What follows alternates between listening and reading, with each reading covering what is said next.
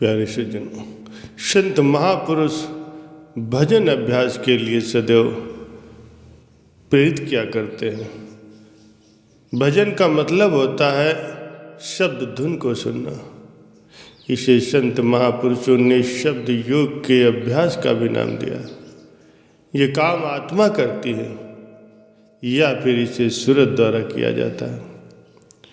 शब्द धुन को सूरत अथवा आत्मा द्वारा ही सुना जा सकता है।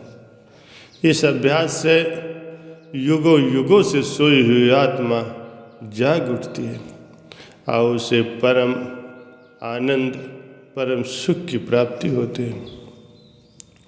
भजन का मतलब है कि अंदर गूंज रही शब्द की धुन को सुनना। भजन करते समय अगर अंदर कुछ भी सुनाई नहीं देता तो भी अंदर की इस खामोशी पर ही ध्यान टिकाए रखना है और साथ ही मन में शब्द धुन को सुनने की ललक बनी रहनी चाहिए।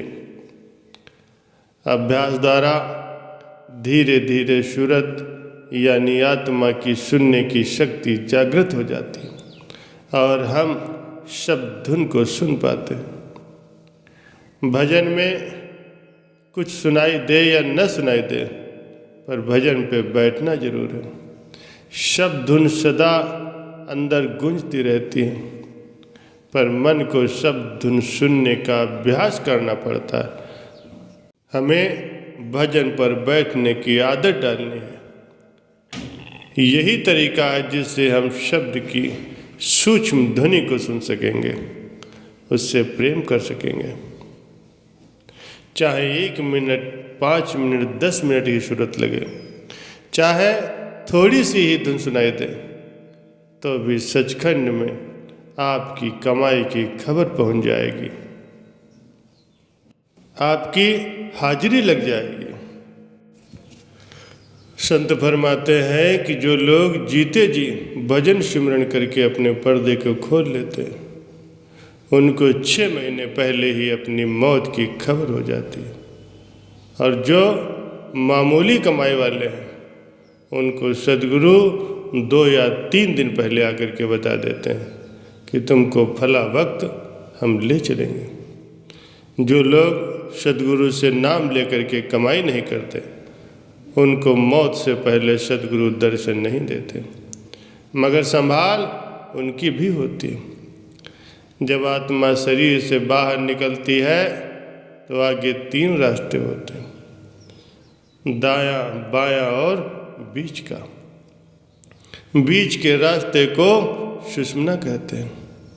बाएं तरफ काल या भगवान के एजेंट यमदूत या फरिश्ते मौजूद होते हैं और दाएं तरफ सदगुरु खड़े होते हैं। बाएं तरफ यमदूत मरने वाले को आवाज़ देते हैं कि इधर आ जाओ, इधर रास्ता है।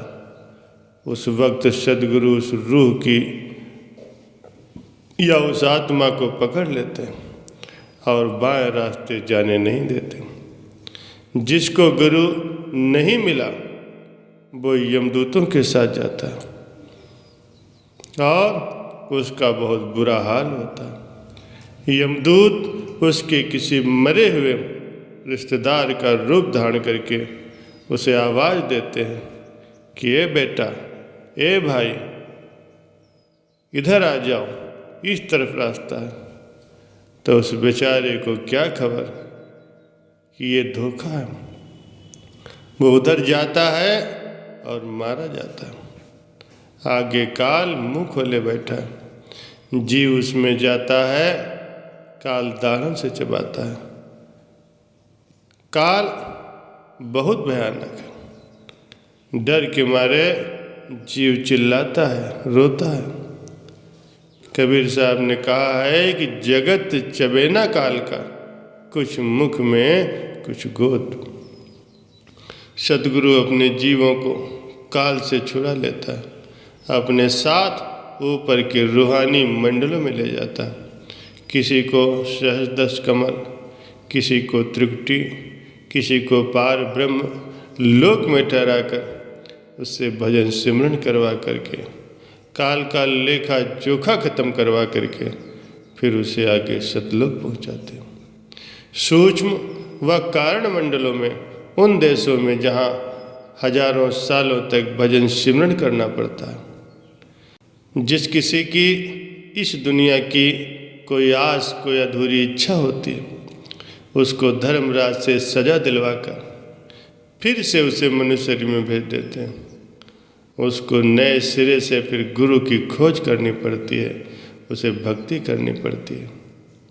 सद्गुरु उसको 4 जन्मों तक बार बार मनुष्य शरीर में भेजते हैं। संत 2 से ज़्यादा जन्म लेना पसंद नहीं करते। भजन सिमरन करके ही कर्मों का लेखा जोखा खत्म होता है। इस नाशवान दुनिया के प्रति इच्छाएं ही जन्म मरण का कारण बनती हैं।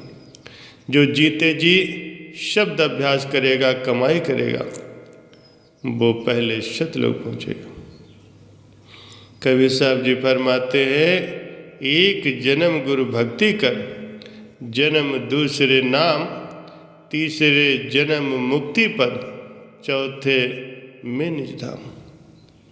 लेकिन अब इस वक्त के संत सद्गुरु ज़्यादा पावर लेकर के आते हैं। एक जन्म में ही मुक्ति पद को प्राप्त करवा देते हैं। धनी धर्मदास जी ने 8 जन्मों तक कबीर साहब जी का संग किया था, तब कहीं मुक्ति पाई थी।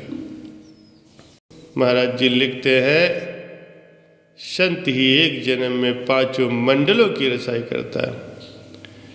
एक जन्म की भक्ति करने वाले को संत की देह के दर्शन होते हैं। दूसरे जन्म की भक्ति करने वाले को नामदान मिलता है। तीसरे जन्म की भक्ति करने वाले को नामदान की सेवा मिलती है। चौथे जन्म की भक्ति करने वाले को दरबार की सेवा मिलती है। 5 जन्म की भक्ति करने वाले को संत की देही की सेवा मिलती है। और छठे जन्म की भक्ति करने वाला संत बनता है। ये भक्ति कई जन्मों का कोर्स होती है प्यारे सज्जनों। इसीलिए हमें संत सद्गुरु के बताए हुए रास्ते पर चलना है, उनकी आज्ञा मौज में रहना है। सद्गुरु की दया दृष्टि से ही भव सागर पार किया जा सकता है। जन्म मरण के बंधन से छुटकारा पाया जा सकता है। ईश्वर का साक्षात्कार किया जा सकता है।